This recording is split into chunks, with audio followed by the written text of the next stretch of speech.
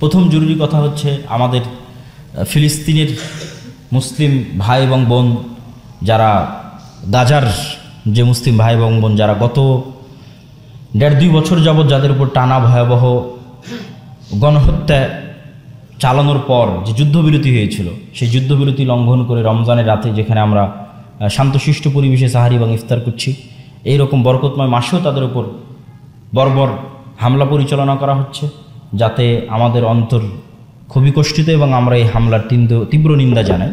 এবং এর সাথে সংক্ষিপ্ত আমাদের শিক্ষণীয় বিষয় হচ্ছে, এরপর আমার বিস্তারিত 3 পর্বের বক্তব্য আছে, এরপর আমার বিস্তারিত বই লেখা আছে, ফিলিস্তিন ও সমসাময়িক মুসলিম বিশ্ব আর মসজিদে আকসা ও ফিলিস্তিন নামে 3 পর্বের ধারাবাহিক বক্তব্য আছে আল ইসলাম টিভিতে। তো সেই আলোচনা যারা আগ্রহী তারা সেখানে শুনে দেখতে পারেন। সারমর্ম হচ্ছে মসজিদে আকসা মুসলিম উম্মার জন্য 3য় ফজিলতপূর্ণ জায়গা, যেখানে মানুষ ইবাদতের উদ্দেশ্যে সফর করতে পারে। আর পৃথিবীর কোথাও ইবাদতের উদ্দেশ্যে সফর করা জায়েজ নাই। মসজিদে হারাম মক্কা, মসজিদে নববী এবং মসজিদে আকসা, এই 3টে জায়গা ছাড়া আর কোথাও আমি নেকি বেশি হবে এই মর্মে সফর করব ইবাদতের জন্য, এটা হারাম। যে আপনি এখান থেকে জামিয়া সালাফিয়াতে গিয়ে ইবাদত করলে বেশি নেকি হবে, দারুল উলুম দেওবন্দে গিয়ে ইবাদত করলে বেশি নেকি হবে, বা আজহার বিশ্ববিদ্যালয় মদিনা ইসলাম বিশ্ববিদ্যালয়ে গিয়ে ইবাদত করলে বেশি নেকি হবে, এই উদ্দেশ্যে যদি কেউ সফর করে সফর হারাম হয়। একমাত্র 3টে জায়গায় মানুষ ইবাদতের উদ্দেশ্যে সফর করতে পারে: মক্কার হারাম, কাবাঘর, মসজিদে নববী এবং মসজিদ আকসা। আর মসজিদ আকসা হচ্ছে পৃথিবীর 2য় নির্মিত মসজিদ, আর কাবাঘর হচ্ছে পৃথিবীর 1ম নির্মিত মসজিদ। সহিহ হাদিস দ্বারা প্রমাণিত, 2টোর মধ্যে ব্যবধান 40 বছর।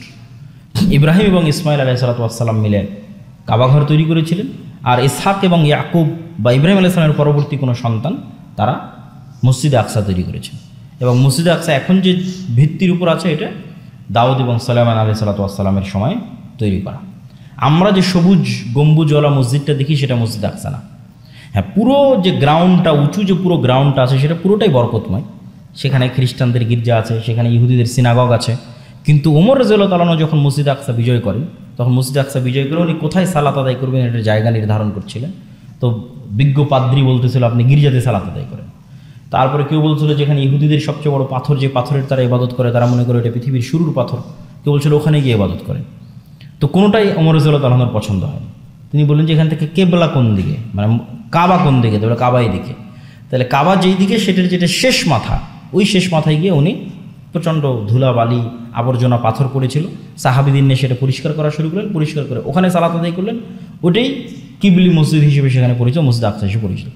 কিয়ামতের পূর্ব মুহূর্তের অনেক ভয়ঙ্কর এবং ভয়াবহ ঘটনাগুলো এই আরজু শাম, সিরিয়া কেন্দ্রিক সংঘটিত হবে। সিরিয়া মানে আজকের সিরিয়া না, হাদিসে যখনই শাম বা সিরিয়া বলা হবে তখন তার মধ্যে আজকের সিরিয়া অন্তর্ভুক্ত, লেবাননও অন্তর্ভুক্ত, জর্ডানও অন্তর্ভুক্ত, ইসরায়েলও অন্তর্ভুক্ত, ফিলিস্তিনও অন্তর্ভুক্ত, এই পুরো এরিয়াটা অন্তর্ভুক্ত। এরা অল্প অল্প দেশ একটা আরেকটার সাথে পাশাপাশি লেগে আছে, পুরোটাই সিরিয়া। সাহাবিরা যখন সিরিয়া বিজয় করেন তখন এই পুরোটাই বিজয় করেছেন। আজকের ফিলিস্তিন, আজকের ইসরায়েল, আজকের লেবানন, আজকের জর্ডান এবং আজকের সিরিয়া। এবং কি আমাদের পূর্ব মুহূর্তের সকল ঘটনা এখানে সংঘটিত হবে। দাজ্জালকে হত্যা করা হবে জেরুজালেমে, যেখানে এই মসজিদ আকসা আছে, সেই জেরুজালেমের বাবুল লুদ নামক জায়গায়। ঈসা আলাইহিস সালাম কোথাও অবতীর্ণ হবে, দামেস্কের মসজিদে অবতীর্ণ হবে। সুতরাং এই জায়গাকে কেন্দ্র করে যে রত্নস্নাত এবং রক্ত প্রবাহিত হবে, এটা স্বাভাবিক ঘটনা। এই জন্য মুসলমানদের হতাশার কিছু নাই, বরং আসলেই ইহুদিদের জুলুমের মাত্রা এত বেশি হবে যে জুলুমের মাত্রার কারণে প্রকৃতি তাদের বিরুদ্ধে চলে যাবে। এটা এই হাদিসটা আমি আগে বুঝতাম না, যে রাসূল সাল্লাল্লাহু আলাইহি ওয়াসাল্লাম বলতেছেন যে পাথর বলবে হে মুসলিম সৈন্য, এখানে ইহুদি লুকিয়ে আছে, তাকে হত্যা করো। গাছ বলবে যে হে মুসলিম মুজাহিদ, এই যে এখানে ইহুদি লুকিয়ে আছে, তাকে হত্যা করো। কেন পাথর এবং গাছ কথা বলবে? মানে ইহুদিদের অত্যাচারের মাত্রা এত বেশি হবে যে অত্যাচারের মাত্রার কারণে আল্লাহর প্রকৃতি তাদের বিরুদ্ধে চলে যাবে, আল্লাহর সৃষ্টি তাদের বিরুদ্ধে চলে যাবে। মানুষ তো তাদের বিরুদ্ধে যাবেই। অত্যাচারের মাত্রা সহ্য করতে না পেরে পৃথিবীর আল্লাহর সৃষ্টিজীব তাদের বিরুদ্ধে চলে যাবে, তথা পাথর তাদের বিরুদ্ধে চলে যাবে, গাছ তাদের বিরুদ্ধে চলে যাবে, মাটি তাদের বিরুদ্ধে চলে যাবে। রাসূল সাল্লাল্লাহু আলাইহি ওয়াসাল্লাম হাদিসে বলেছেন। তো সেই পরিমাণ অত্যাচার তো তারা করবেই। তবে আমাদের বাঁচার এবং মুক্তির রাস্তা আসলে হচ্ছে রাসূল সাল্লাল্লাহু আলাইহি ওয়াসাল্লামের সুন্নাত এবং ইসলামের দিকে ফিরে যাওয়া। মুসলমানদের চারিত্রিক উন্নয়ন, যা আমি আমার বহু বক্তব্যে বলেছি, যে মুসলমানেরা বাহ্যিক আচার অনুষ্ঠানের দিক থেকে মুসলমান আছে, কিন্তু নৈতিকতা এবং চরিত্রের দিক থেকে তা রাসূল সাল্লাল্লাহু আলাইহি ওয়াসাল্লামের ধারে কাছেও নাই। রাসূল সাল্লাল্লাহু আলাইহি ওয়াসাল্লামের সত্যবাদিতা, আমানতদারিতা, ন্যায়পরায়ণতার চুল পরিমাণ কাছাকাছিও বর্তমান মুসলিম উম্মাহ নাই। ব্যক্তিত্ব, পার্সোনালিটি, নেতৃত্বের গুণাবলী এগুলোতে নাই। হ্যাঁ, বাহ্যিক যে আচার অনুষ্ঠান আল্লাহ নবী শিখিয়ে গেছে, সবাই আসছে, সালাত আদায় করছে, সিয়াম পালন করছে, এগুলোতে যার জন্য যেভাবে শিখিয়েছেন সেভাবে মানুষ করার চেষ্টা করতেছে। কিন্তু ওনার যে ব্যক্তিত্ব ছিল, পার্সোনালিটি ছিল, উন্নত চরিত্র ছিল, সত্যবাদিতা ছিল, আমানতদারিতা ছিল, ন্যায়পরায়ণতা ছিল, ওই জায়গা থেকে আমরা অনেক পিছিয়ে। ফলত আমরা গোলামের জীবনযাপন করছি। নেতৃত্বের গুণাবলী আমাদের মধ্যে বিকাশ ঘটছে না। আমরা নেতা হতে পারতেছি না, না নিজের দেশের নেতা, না নিজের জাতির নেতা, না মুসলিম উম্মার নেতা, না পৃথিবীর নেতা। অথচ আমাদেরকে হওয়া উচিত ছিল পুরো পৃথিবীর নেতা। এই জন্য আল্লাহ ইকবাল বলেছেন, সাবাক ফিরসে পার আদালত কা, শুজাআত কা, সাদাকাত কা, লিয়া যায়গা তুবসে কাম দুনিয়া কি ইমামাত কা। যে মুসলমানেরা তোমাদের মধ্যে সবই ঠিকঠাক আছে, সালাত সিয়াম হজ জাকাত তোমরা সবই ঠিকঠাক করতেছো, যে জিনিসগুলো তোমরা ছেড়ে দিয়েছো সেটা কি? সত্য বলা ছেড়ে দিয়েছো, ন্যায় পরায়ণতা ছেড়ে দিয়েছো, আল্লাহ নবীর যেটা চারিত্রিক গুণাবলী ছিল সেগুলো ছেড়ে দিয়েছো। তোমরা নতুন করে সত্য বলা শিখো, নতুন করে ন্যায় পরায়ণ হওয়া শিখো। আল্লাহ পুনরায় তোমাদের দিয়ে পুরো পৃথিবীর নেতৃত্বের কাজ নেবেন। কেননা এই গুণগুলো ছাড়া আপনি কখনো নেতা হতে পারবেন না। সেই জায়গায় আমরা শুধু সাধারণ মানুষ না, আলেম ওলামা, মসজিদ মাদ্রাসা সবাই পিছিয়ে। এবং প্রত্যেক জায়গায় গিয়ে দেখবেন যে ওখানে সমস্যা আছে। মসজিদে হোক, মাদ্রাসা হোক, ইসলামী দল হোক, সংগঠন হোক, ন্যায় পরায়ণতায় ত্রুটি আছে। তাহলে তো আমরা নিজের জায়গায় ন্যায় প্রতিষ্ঠা করতে পারিনি। কিভাবে মুসলিম রাষ্ট্রে, মুসলিম দেশে বা পুরো পৃথিবীতে ন্যায় প্রতিষ্ঠা করব? ইসলামের রাষ্ট্র ব্যবস্থার অপর নামই হচ্ছে ন্যায়, যেটা ঈসা আলাইহিস সালামের ক্ষেত্রে আল্লাহ নবী বলেছেন যে হাকামান মুকসিতা, যে তিনি ন্যায় বিচার প্রতিষ্ঠাকারী শাসক হবেন। এটা ব্র্যান্ডিং, ইসলামের রাষ্ট্র ব্যবস্থার ব্র্যান্ডিং। তো ঈসা আলাইহিস সালাম যদি নিজে ন্যায়পরায়ণ না হন, উনি কীভাবে ন্যায় বিচার প্রতিষ্ঠা করবেন? তো আল্লাহ সুবহানাহু ওয়া তাআলা আমাদের এই ঘটনাগুলো থেকে শিক্ষা নেওয়ার তৌফিক দান করুক, আল্লাহুম্মা আমিন। আর রমাজানের এই শেষ 10 দিনে আমাদের বেশি বেশি দান, সাদাকা এবং জাকাত, এটা একটা বড় ইবাদতের অংশ। এটা এই জন্য নয় যে আমাদের প্রয়োজন, এই জন্য নয়, বরং আমাদেরও করা উচিত। কেননা এটাও আর একটা অফারের মতো ব্যবস্থা। মানুষ ওই যে বললাম না, তার ইবাদতের সে গ্যারেন্টি দিতে পারবে না, কেননা মানুষ দুর্বল। আপনি নিজেও বলতে পারবেন না যে আপনি 2 রাকাত সালাত পূর্ণ মনোযোগের সাথে, ইখলাসের সাথে আদায় করেছেন। এমন কোনো 2 রাকাত সালাত আপনার জীবনে আছে কিনা যেখানে দুনিয়ার কথা আপনার স্মরণ হয়নি? বলতে পারবেন না। তাহলে ইবাদতের দিক থেকে মানুষের জন্য গ্যারেন্টি দেওয়া খুব কঠিন যে আমি এই জিনিসটা নিশ্চিতভাবে শতভাগ বিশুদ্ধ আদায় করেছি। এই জন্য প্রত্যেকটা জায়গায় দেখবেন ত্রুটি বিচ্যুতি মাফ করানোর জন্য আল্লাহ অর্থনৈতিক ইবাদতের ব্যবস্থা রেখেছে প্রত্যেকটা জায়গায়, যে ওই ত্রুটিটা তুমি মুক্তি পাবা ত্রুটি থেকে টাকা দিয়ে। এটা আমি বলছি না, আল্লাহই করেছে। 2-1টা উদাহরণ দিই আপনাকে। ধরেন সিয়াম অবস্থায় আপনি দিনের বেলা স্ত্রীর সাথে সহবাস করেছেন, তাহলে বহুত গুনাহের কাজ। তখন আল্লাহ আপনাকে কি দিচ্ছে? যে আপনি যে একটা রমজান মাসের মধ্যে একটা ভুল করে ফেলেছেন, তা বাঁচবেন কি দিয়ে? তো বলে 1 নম্বর হচ্ছে তুমি টানা 2 মাস সিয়াম পালন করো। তো আল্লাহ আমার ওখানে 2 মাস সিয়াম পালন করা সম্ভব নয়। তারপরে কিন্তু শুরু হলো এবার টাকার। তুমি তাহলে গোলাম আজাদ করো, ঠিক আছে, 60 জন মিসকিনকে খাওয়াও। তাহলে এই যে আল্লাহ সুবহানাহু ওয়া তাআলা কিন্তু ব্যবস্থা করেছেন। ফিতরার কথা কি বলছে আল্লাহ নবী? ফিতরার কথা কিন্তু বলছে পুরো রমজান মাসের সিয়ামে যদি তোমার কোনো ভুল ত্রুটি বিচ্যুতি হয়ে থাকে, তাহলে সেটা তোমরা ফিতরা দিয়ে তোমার সেটা আদায় হয়ে যাবে। তো তাহলে প্রত্যেকটা জায়গায় যখন মানুষ ভুল ত্রুটি করছে, সেটার ব্যবস্থাপনা আল্লাহ সুবহানাহু ওয়া তাআলা রেখেছেন। মানুষ সেটা তার সম্পদ দিয়ে, তার অর্থ দিয়ে সেটা মানুষ পূরণ করতে পারবে।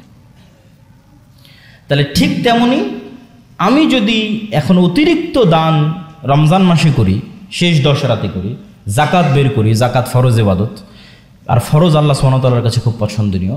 তো এই অতিরিক্ত দান যদি আমি করি, তাহলে কি হবে? কিয়ামতের মাঠে যেখানে যেখানে অসম্পূর্ণতা দেখা দিবে, সেই অসম্পূর্ণতাগুলোর গ্যাপ পূরণ করবে আমার এই দান, আমার এই সঞ্চিত সম্পদ।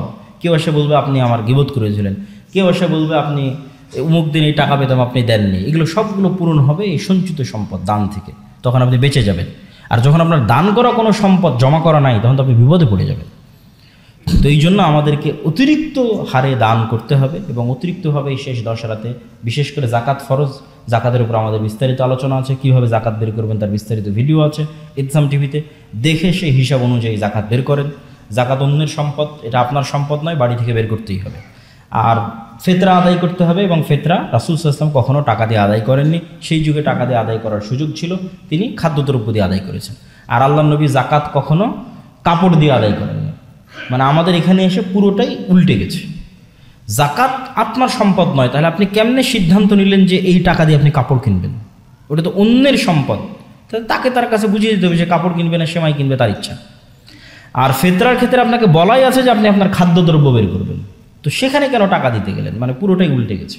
তো ফিতরার ক্ষেত্রে আমাদের চেষ্টা করতে হবে খাদ্যদ্রব্য দিয়ে 1 সা 2.5 কেজি থেকে 3 কেজি সম পরিমাণ খাদ্যদ্রব্য জন প্রতি বের করে দেওয়া, এবং জাকাতের ক্ষেত্রে 2.5%, 1000 টাকায় 250 টাকা, 1 লক্ষ টাকায় 2500 টাকা, এইভাবে 2.5% হারে আমাদের জাকাত বের করতে হবে।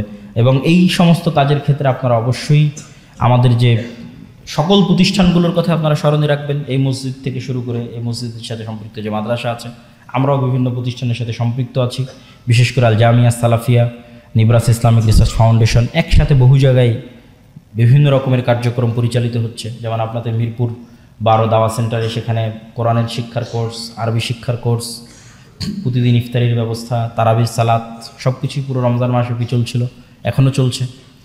তারপরে আমাদের রাজশাহীতে সৌদি আরবের একজন শায়েখ অবস্থান করছেন পুরো রমজান মাস ব্যাপী। তিনি সেখানে 250 থেকে 300 ছাত্রের মধ্যে দারস দিচ্ছেন। সেখানে ছাত্রদের থাকা, খাওয়া, সাহারি, ইফতারি সম্পূর্ণ ফ্রি প্রতিষ্ঠান বহন করছে। আবার দাওয়া ইলাল্লাহর প্রায় 56 থেকে 60 জন কোরআন ও দিন শিক্ষার কোর্সের ছাত্র রাজশাহীতে তারা অবস্থান করছিলেন, সেটাও তাদের জন্য সম্পূর্ণ ফ্রি ছিল। সেখানে তারা মৌলিক কোরআন এবং দিন শিখছিলেন, যেটা আপনারা আমাদের পেজের মাধ্যমে জানতে পারেন। আর বিভিন্ন কার্যক্রম, যেমন আপনাদের এই পূর্বাচল আন্তর্জাতিক বাণিজ্য মেলার পাশে মসজিদ নির্মাণ, এটা চলমান। দিনাজপুর আল জামিয়া সালাফিয়া, সেখানে মসজিদ নির্মাণ চলমান। এবং আমাদের মহিলা বিশ্ববিদ্যালয় যেটা রাজশাহীতে, সেটার প্রাচীরের কাজ চলমান। এগুলো সব কিছুই কাজ চলমান, এগুলো সবগুলো আপনারা স্মরণে রাখবেন। এবং সর্বনিম্ন স্তর যেটা, সেটা হচ্ছে দোয়া করতে হবে যেন আল্লাহ সুবহানাহু ওয়া তাআলা কবুল করে। আল্লাহুম্মা আমিন।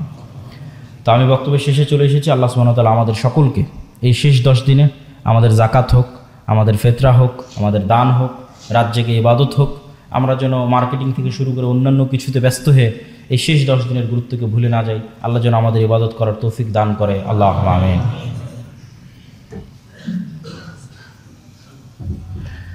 আলহামদুলিল্লাহি ওয়াহদা ওয়াসসালাতু ওয়াসসালামু আলা মান লা নাবিয়্যা বা'দাহু। ইয়া আইয়ুহাল্লাযীনা আমানু সাল্লু আলাইহি ওয়া সাল্লিমু তাসলিমা। আল্লাহুম্মা